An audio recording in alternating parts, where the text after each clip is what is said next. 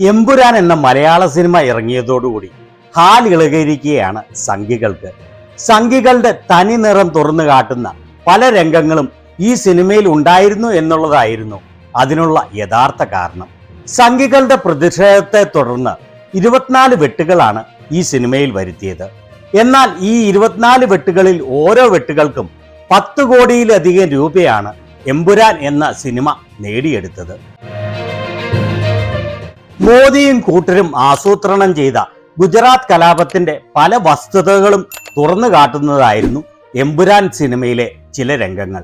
അതിനാൽ തന്നെ ഈ സിനിമ ഇറങ്ങിയതോടുകൂടി സംഘികൾക്ക് ഇരിക്കപ്പുറതി ഇല്ലാതായി. 2000-ൽ പരം മുസ്ലിങ്ങളെയാണ് ഗുജറാത്ത് കലാപത്തിൽ സംഘികൾ അതിക്രൂരമായി കൊലപ്പെടുത്തിയത്.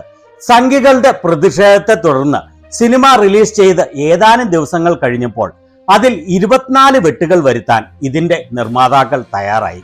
BJPയുടെ കേന്ദ്രമന്ത്രി സുരേഷ് ഗോപിക്ക് നന്ദി പറയുന്ന ഭാഗം ഉൾപ്പെടെയുള്ള രംഗങ്ങളാണ് കട്ട് ചെയ്തത്. അതുപോലെ ഗുജറാത്ത് കലാപത്തിലെ ഒരു പ്രധാന സൂത്രധാരനായിരുന്ന ബാബ ബജരംഗിയുടെ പേരിൽ മാറ്റം വരുത്താനും അവർ തയ്യാറായി. പക്ഷേ ഇതൊന്നും ഈ സിനിമയുടെ പ്രകടനത്തെ തെല്ലും ബാധിച്ചില്ല എന്നുള്ളതാണ് വസ്തുത. ഏറ്റവും ലേറ്റസ്റ്റ് ആയി കിട്ടുന്ന റിപ്പോർട്ടുകൾ അനുസരിച്ച് ഇതുവരെ 265 കോടി രൂപയാണ് ഈ മലയാള സിനിമ കളക്ട് ചെയ്തിരിക്കുന്നത്. മലയാളം സിനിമയുടെ ചരിത്രത്തിൽ തന്നെ ഏറ്റവും കൂടുതൽ കളക്ഷൻ നേടുന്ന ചിത്രമായി മാറിയിരിക്കുകയാണ് എമ്പുരാൻ. മതസ്പർദ്ധ വളർത്തുന്നതും വെറും പ്രപ്പഗാന്ത സിനിമകളുമായ കേരള സ്റ്റോറിയും കാശ്മീർ ഫയൽസും കങ്കണയുടെ എമർജൻസിയും ഒക്കെ പ്രധാനമന്ത്രിയും കേന്ദ്രമന്ത്രിമാരും ഉൾപ്പെടെയുള്ളവർ പ്രൊമോട്ട് ചെയ്ത നാടാണ് ഇന്ത്യ. പ്രധാനമന്ത്രി ഉൾപ്പെടെയുള്ളവർ മതസ്പർദ്ധ വളർത്തുന്ന ഈ സിനിമകൾ നേരിട്ട് പോയിരുന്ന് കാണുകയും ഇത് എല്ലാവരും കാണണം എന്ന് അഭ്യർത്ഥിക്കുകയും ചെയ്ത ഒരു നാട്. അങ്ങനെയുള്ള നാട്ടിലാണ് ഒരു എന്റർടൈൻമെന്റ് മൂവിയായ എമ്പുരാനെതിരെ സംഘികൾ വിദ്വേഷം അഴിച്ചുവിട്ടത്. എന്നാൽ അതൊന്നും മലയാള സിനിമയെ സ്നേഹിക്കുന്ന വിവേകമുള്ള ആളുകളെ ഒട്ടും സ്വാധീനിച്ചില്ല എന്നുള്ളതാണ് വസ്തുത. ഇതിന്റെ കളക്ഷൻ നോക്കുമ്പോൾ ഇതിൽ വരുത്തിയ 24 വെട്ടുകളിൽ ഓരോ വെട്ടിനും 10 കോടിയിലധികം രൂപ വെച്ചാണ് ഈ സിനിമ കളക്ട് ചെയ്തത്.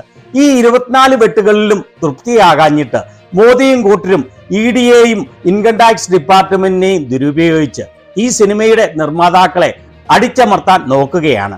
സിനിമയുടെ നിർമ്മാതാക്കളിൽ ഒരാളായ ആന്റണി പെരുമ്പാവൂരിന് ഇൻകം ടാക്സ് ഡിപ്പാർട്ട്മെന്റ് 2 സിനിമകളുടെ സാമ്പത്തിക ഇടപാടുകളിൽ വ്യക്തത വരുത്തണമെന്ന് പറഞ്ഞ് നോട്ടീസ് അയച്ചിരിക്കുകയാണ്. അതുപോലെ മറ്റൊരു നിർമ്മാതാവായ ഗോകുലം ഗോപാലന്റെ ഓഫീസുകളിൽ EDയും ഇൻകം ടാക്സ് ഡിപ്പാർട്ട്മെന്റും കയറി നിരങ്ങി. ഗോകുലം ഗോപാലന്റെ ചെന്നൈ ഓഫീസിലും കേരള ഓഫീസിലും EDയും ഇൻകം ടാക്സ് ഡിപ്പാർട്ട്മെന്റും പരിശോധന നടത്തുകയുണ്ടായി. ഇതിൽ വലിയ ക്രമക്കേടുകൾ കണ്ടുപിടിച്ചു എന്നാണ് അവർ അവകാശപ്പെടുന്നത്. അതുപോലെ ഇതിന്റെ മറ്റൊരു നിർമ്മാതാവായ പൃഥ്വിരാജിനും ഇൻകം ടാക്സ് ഡിപ്പാർട്ട്മെന്റ് നോട്ടീസ് അയച്ചിരിക്കുകയാണ്. ഏതാണ്ട് 2 വർഷം മുൻപ് വന്ന ഈ വാർത്തയിൽ പറഞ്ഞിരിക്കുന്നത് കണ്ടോ, പൃഥ്വിരാജ് പ്രൊഡക്ഷൻസിന് കേന്ദ്ര ഗവൺമെന്റിൽ നിന്നും സമയോചിതമായി GST അടച്ചതിൽ അനുമോദനം ലഭിച്ചിരിക്കുകയാണ്. ഈ വാർത്ത സംഘികളുടെ ജനൻ TVയിൽ വന്നതാണ്. അങ്ങനെയുള്ള പൃഥ്വിരാജിനാണ് ഇപ്പോൾ എമ്പുരാന്റെ പേരിൽ ഇൻകം ടാക്സ് ഡിപ്പാർട്ട്മെന്റ് നോട്ടീസ് അയച്ചിരിക്കുന്നത്. ഇന്ത്യയിലെ ദേശീയ മാധ്യമങ്ങളിൽ നിഷ്പക്ഷമായ പത്രപ്രവർത്തനം നടത്തുന്ന വളരെ ചുരുക്കം പേരിൽ ഒരാളായ ഇന്ത്യ ടുഡേയുടെ രാജ്ദീപ് സർദേശായി ഇവിടെ പറഞ്ഞിരിക്കുന്നത് കണ്ടോ. ആദ്യം ED എമ്പുരാന്റെ പ്രൊഡ്യൂസറുടെ ഓഫീസ് റെയ്ഡ് ചെയ്തു. ഇപ്പോൾ ഇൻകം ടാക്സ് ഡിപ്പാർട്ട്മെന്റ് ഇതിന്റെ സംവിധായകൻ പൃഥ്വിരാജിന് നോട്ടീസ് അയച്ചിരിക്കുകയാണ്. ഇതിന്റെ സന്ദേശം എന്താണ് എന്ന് വെച്ചാൽ, നിങ്ങൾ ഒരു സിനിമ നിർമ്മിക്കുകയാണെങ്കിൽ അധികാരത്തിന്റെ എതിർ സൈഡിൽ നിൽക്കരുത് എന്നാണ്. എന്റെ ചോദ്യം ഇതാണ്, ഫിലിം ഇൻഡസ്ട്രി ഇതിന്മേൽ ഒന്നും ശബ്ദിക്കാതെ ഇരിക്കുമോ? അടുത്തത് നിങ്ങളായിരിക്കും. വളരെ അർത്ഥവത്തായ കാര്യമാണ് ഇദ്ദേഹം പറഞ്ഞത്. ഭരിക്കുന്നവർക്ക് അതൃപ്തി ഉളവാക്കുന്ന സിനിമയാണ് നിങ്ങൾ നിർമ്മിക്കുന്നത് എങ്കിൽ നിങ്ങൾക്കെതിരെ ഏത് നടപടിക്കും അവർ മടിക്കുകയില്ല. എന്നാൽ ഭരിക്കുന്നവരെ പുകഴ്ത്തി മതസ്പർദ്ധ വളർത്തുന്ന പ്രപ്പഗാന്ത സിനിമകൾ എത്രയേറെ നിർമ്മിച്ചാലും പ്രധാനമന്ത്രിയും കേന്ദ്രമന്ത്രിമാരും ഉൾപ്പെടെയുള്ളവരിൽ നിന്ന് നിങ്ങൾക്ക് വലിയ സപ്പോർട്ട് ലഭിക്കുകയും അത്തരം സിനിമകൾ ടാക്സ് ഫ്രീ ആക്കുകയും ചെയ്യും അവർ. സംഘികൾ ഭരിക്കുന്ന എല്ലാ സംസ്ഥാനങ്ങളിലും കേരള സ്റ്റോറിയും കാശ്മീർ ഫയൽസും ഒക്കെ ടാക്സ് ഫ്രീ ആക്കിയിരുന്നു എന്നുള്ളത് ഓർക്കണം. അങ്ങനെയുള്ള ഒരു നാടാണ് ഇപ്പോഴത്തെ നോൺ ബയോളജിക്കൽ മോദിയുടെ ഇന്ത്യ. ഈ റെയ്ഡുകളെയും IT ഡിപ്പാർട്ട്മെന്റിന്റെ നോട്ടീസുകളെയും കളിയാക്കിക്കൊണ്ട് ഇതിന്റെ നിർമ്മാതാക്കളിൽ ഒരാളായ ആന്റണി പെരുമ്പാവൂർ പൃഥ്വിരാജും അദ്ദേഹവും കൂടി സ്വകാര്യം പറയുന്ന ഒരു ചിത്രം പങ്കുവെച്ചുകൊണ്ട് എഴുതിയത് ഇങ്ങനെയാണ്: എല്ലാം ഓക്കെ അല്ലേ അണ്ണ എന്ന്. അതിന് മറുപടിയായി പൃഥ്വിരാജ് വലിയ ഒരു ചിരിയും കുറെ ഹാർട്ടുമാണ് പങ്കുവച്ചത്.